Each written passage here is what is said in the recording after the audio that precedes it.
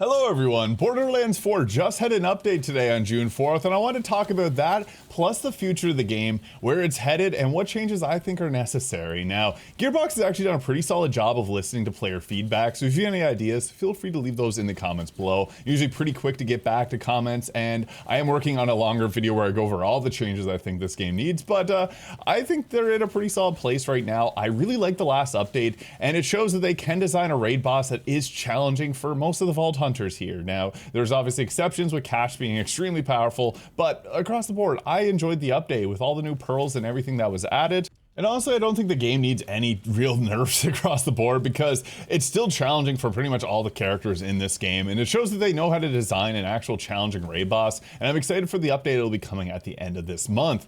Now, on to the big updates that got added. There's only really two of them here. So, Harlowe, with her Halo sidekick, so whenever she tosses this out here, it will now always give you the buffs without having to be touched. Previously, it was weird because they changed it so it doesn't get in your face as much, and what was happening was you'd have to double jump and touch it for the buffs to apply. Now if you toss it out, you get the buffs regardless, so that is a nice change. So we have that, and Vault Hunters will no longer be able to fly from doing a ground slam on a launch pad. And yeah, that's not a lot of changes, but I do feel like we'll probably see a balance patch maybe next week or the following week, because those things obviously take time. And poor Rafa, I did a video the other day talking about his kit and how it got completely destroyed when all the changes that was really necessary was really the bod change. That was more than enough to nerf Rafa, and now he's a very rough shell of his former self. But the Maurice's vending machine of the week is actually just right here. So this is the location. My luck with these have not been great. Let's see what we got here. Potato thrower. Whiskey Foxtrot, all right, that's cool. Let me know yours in the comments. Unfortunately, there has been no fix for the players that got stuck without getting Ultimate Vault Hunter 7 unlocked. Like, I've beat Subjugator and Thol many times with Cash.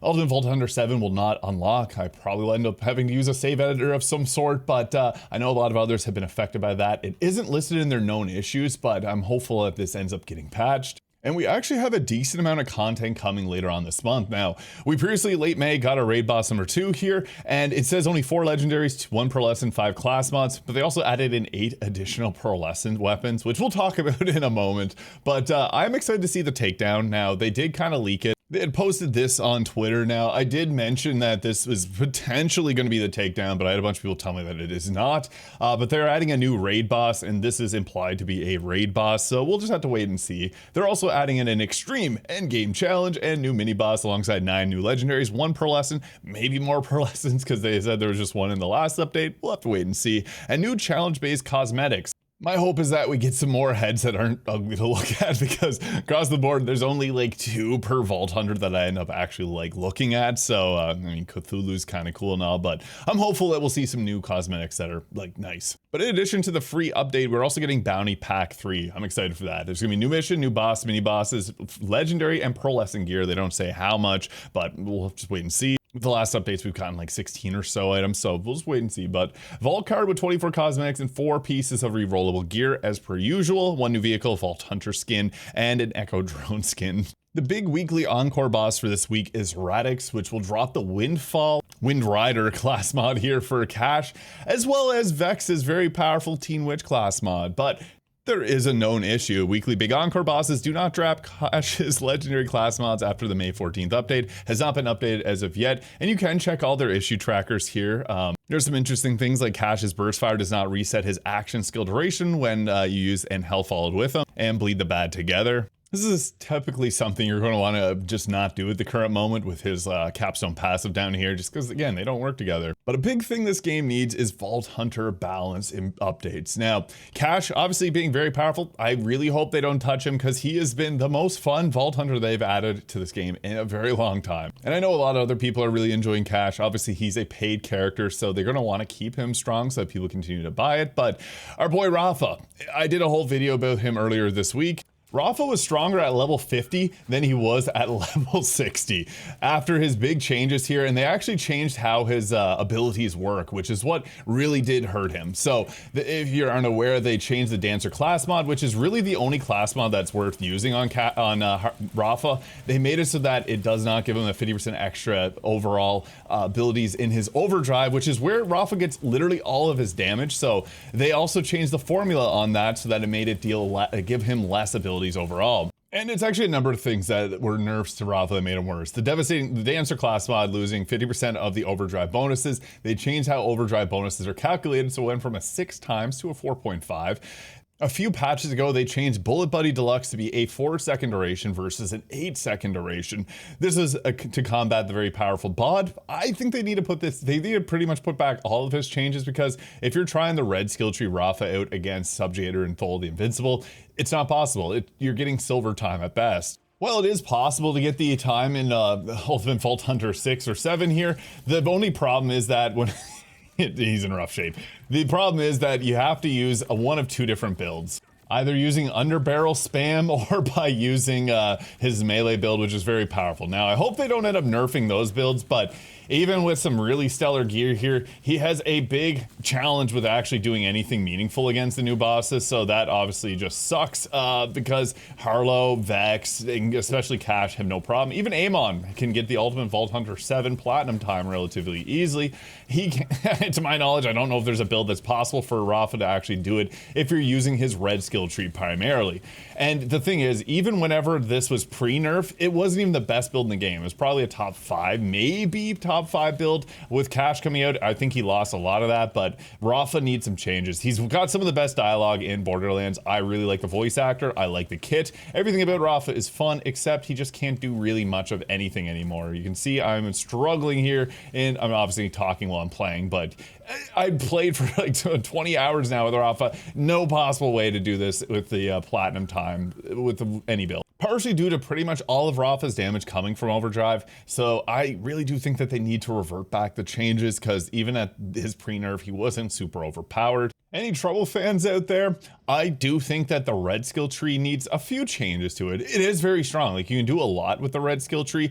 Just Trouble's damage, they did change how it works, and they did fix the scaling on like its ranged attacks, so it gets those buffs from melee damage increases. But honestly, I feel like Trouble just does absolutely nothing. Bring Trouble to Subjugator and Thole and don't attack. Let the cat do its thing and see it does literally nothing. Now, I get that they don't want pet builds to be super overpowered, as we've seen in previous games, but I do think that they could literally give Trouble 10 times the damage against bosses, and even then, it still wouldn't be that like overpowered compared to like the green tree or the blue tree. And there is obviously things that Vex can do with her red skill tree, but the big kitty don't do a whole lot of anything really, so change I think is necessary here. Now, in a previous update, they actually gave Vex a pretty decent nerf here, because Witchy Triggerfinger used to get affected by Grave Power. Grave Power is only supposed to work on kill skills. This is not technically a kill skill, but it gave it the 6 stacks instead of 3, and they nerfed it back down to 3. That I understand, but she still feels like she's middle of the pack, like Harlowe, and Amon even has some stronger builds than she has. From all my character testing doing the new bosses, she can get it, but it is very challenging. And I think she is balanced very well, but the red skill tree definitely needs some changes to Trouble itself. And I think that Amon also needs some similar changes to his green skill tree. Now, the problem with the green skill tree is that the Forge Drones don't really do a whole lot of anything, so they could definitely get a big buff there and be a lot more serviceable. Amon does have some pretty crazy builds, but you do have to min-max and use a lot of stuff to make him that much more powerful, so that is the only real downside, is that Amon's got some fun builds, but they do require a lot of setup, which is obviously fine, but I do think that he needs some buffs across the board somewhere. And I really hope that they don't make any nerfs, because at the current moment, the new bosses are really fun, and it shows that they can design with this in mind for balance. So I am hopeful that they've learned from the mistakes of Borderlands 3 and won't end up doing that, because right now as it stands, I do think that the bosses are a good challenge. And if we see more of stuff like this, I think Borderlands 4 will be really good. It definitely needs a bit more content for the end game, but the more we get, the better off this game will be. And as we've seen from a lot of the nerfs that have happened recently, players stop playing this game when there's a lot of heavy nerfs. Like, I know a lot of Rafa players that won't probably touch this game unless he gets reverted back to what he was, and that just sucks to see. And Pearlescents and Rarity. This has been a hot topic recently because they are very common. This is the most common that Pearlescents have ever been. And I do think dedicated drops would be a good idea for this, because we have enough bosses in this game where you get class mods where they could honestly give a couple of them to each. Bloom Reaper could take a couple. And it seems like the Pearlescents will be tied to bosses moving forward. So I really do like that they gave us 8 new Pearlescents without even like telling us that. Their world drop rates are very high though, and it kind of takes the fun of getting one of them away. I'm still a fan of it because there's a lot of players out there, that, they have families, they have a lot of commitments. Being able to play this game and get good loot and not have to like grind very far it's a nice thing. But one big thing that I do want to mention with Borderlands 4 is the amount of gear rolls. There are a ton of them in this game, and that's what makes the farming for this so difficult because, yeah, you can get 20 different of a certain, like, watch for dinner, for example, but are you getting the triple amp version? That's really the one that most people want to get. So there's a lot of changes overall to how loot works in Borderlands 4, and I do think it's nice to have a little bit higher rarity. Like, at the start of the game, whenever legendaries were super rare, people hated that, so they are making changes based on that. Even in the last update, they made it so it's easier to get a lot of the legendaries, which is a solid change, I think, across the board. Dedicated drops, though, is what the player base really does want, and I think it's a good thing. Obviously, having world drops and having all the legendary, or having all the pearlescents be able to be dropped, I think that's cool, but I do think there is some changes that could probably happen to that just to make it a little bit more enjoyable for others.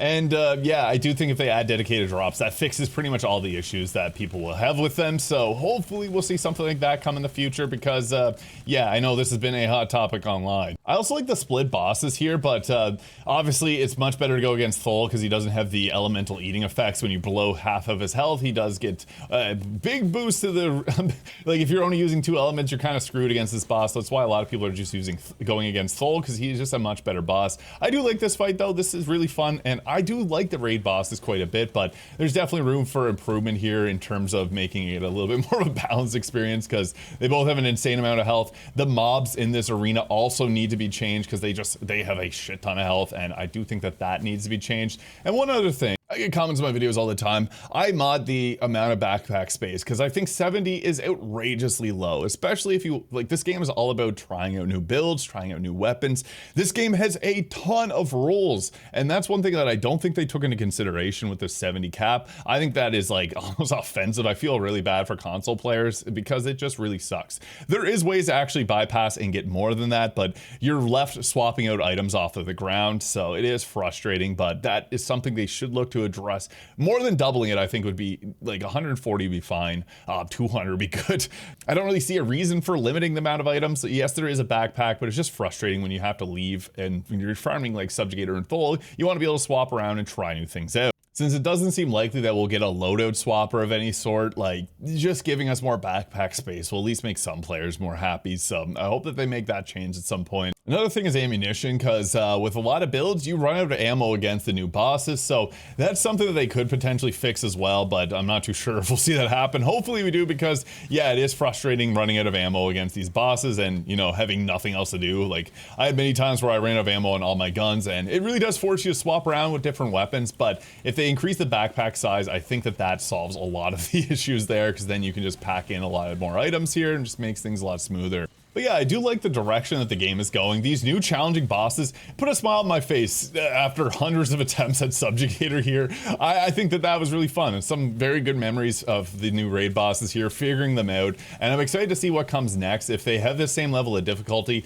maybe have the mobs have a bit less health, and I think that would get rid of a lot of people's frustrations with this currently. But as it stands, I do think that we will have a good future for Borderlands 4. My biggest hope is that they do not nerf any more characters. Like, nerfs are not needed when they can put out actual difficult bosses like this, where even some of the strongest builds will have a challenge doing it. So yeah, buffs across the board are definitely needed for pretty much every Vault Hunter. Like, Cash is the only one that I don't think is needed. Even Harlowe, her blue skill tree is just borderline useless in 90% of the content here, and especially if you're farming or going against bosses, yeah, you're not going to want to use the blue skill tree when her red and her green, especially her green, are so powerful. So let's hope that we do see some changes there, and maybe some tuning of the weapons here, like the Herald. This is something that I was really excited about. It just spreads out a little bit too much for most people to really utilize. So yeah, and less bosses that have the shock heals. I think that is very frustrating. Just make some of the bosses like Subjugator something that people don't even want to face off against. So right now I'm screwed. I got Watch for Dinner equipped, and I am doing literal nothing here because of all the extra shock damage. So yeah, those are my thoughts. Feel free to leave yours in the comments below, and let me know what you think should be done for balance, because yeah, I think a lot of the Vault Hunters need something outside of Cash. So yeah, hit the subscribe button below if you enjoyed, and I hope you guys all have a great day.